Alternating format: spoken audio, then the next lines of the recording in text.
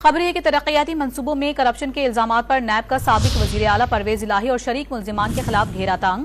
परवेज इलाही और मुनस इलाही समेत दीगर के खिलाफ रेफरेंस का ड्राफ्ट तैयार कर लिया गया है। तफसीलात क्या हैं जानेंगे। डॉन न्यूज़ के नुमाइंदे राना बिलाल हमारे साथ मौजूद हैं। राना बिलाल, इस हवाले से क्या मजीद तफसीलात बताएंगे आप?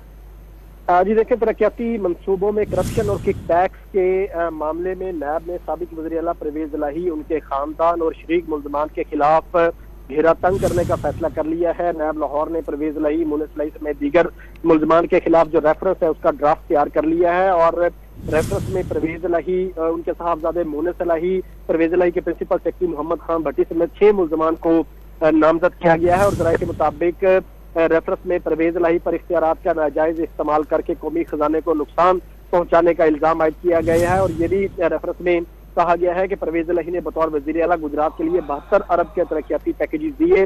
परवेज इलाही ने खिलाफ कानून तमाम तरक्याती मंसूबे की मंजूरी दी और उसके बदले में किक बैक लिए।